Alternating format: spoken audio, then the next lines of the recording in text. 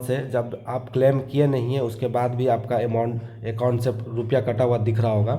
यहाँ पे देखिए मैंने कोई क्लेम नहीं किया है, उसके बावजूद मेरा देखिए यहाँ पे क्लेम एग्नेस्ट पारा 57(2) के तहत मेरा इतना रुपया 22,068 रुपये कटा हुआ दिख रहा है।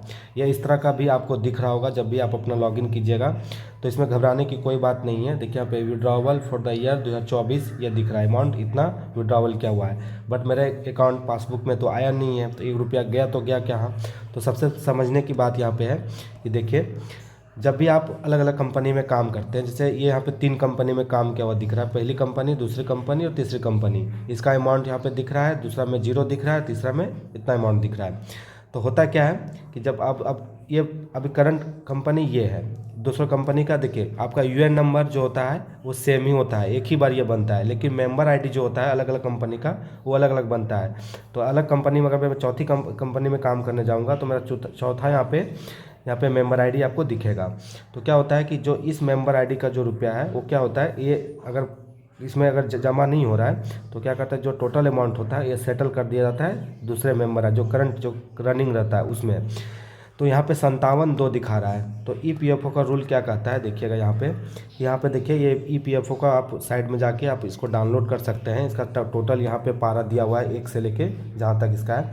तो यहाँ पे देखिए 57 में क्या दिख रहा है, inter state transfer of member, मतलब एक मेंबर आईडी से दूसरे मेंबर आईडी में आपका क्या होता है, रुपया जमा होता है। तो मेरा यहाँ पे यही हुआ है कि मेरा जो ये अमाउंट है ये ये कंपनी वाले यहाँ पे दूसरे आईडी वाला ये कहाँ पे आ गया, तीसरे में आके जमा हो गया है। मतलब 57(2) का मतलब हुआ, जैसे आपका जब भी आपका कटा हुआ रहेगा तो 57(2) रहेगा या तो 1 रहेगा। इस मेरा क्या हुआ कि 2 वाला रुपया ये 3 में आके जमा हो गया। आपका 1 रहेगा तो 1 वाला जो रुपया है वो आके क्या होगा, दूसरे में जमा हो जाएगा, तीसरे में जमा होगा, वो आपका तीसरे या चौथे इस तरह करके जहाँ भी आपका मेंबर आईडी होगा वहीं पे जमा होगा। फिर आप आराम से उसको विड्रॉवल कर सकते हैं। ये रुपया आपका कहीं जाता नहीं है, ये आपका दूसरा ही मेंबर आईडी में आपका टोटल अमाउंट जब आप मिलाओगे पूरा पासबुक में, तो आपका टोटल अमाउंट आपका जब भी मिलाओगे तो यहाँ पे नीचे एक और आपका डाउनलोड होगा फाइनल पेज में, तो आपका टोटल अमाउंट देखिएगा उतना ही आएगा। सिर्फ क्या होता है, एक आईडी से दूसरे आईडी पर वो ट्रांसफ़र हो जाता है। आईडी आपका सेम ही रहता है, सिर्फ अलग अलग होता है, लेकिन यूएन नंबर आपका सेम रहता है सारा चीज़ का। कहीं कोई भी कंपनी में जाइएगा यूएन नंबर एक ही रहता है, खाली मेंबर आईडी बदल जाता है अलग अलग कंपनी में जाने के बाद। कोई दिक्कत नहीं है आपका, ये आप फिर से क्लेम करके रुपया निकाल सकते हैं। ये आपका रुपया आप ही का अकाउंट में जमा है। वीडियो अच्छा लगे तो चैनल को ज़रूर सब्सक्राइब कर दें।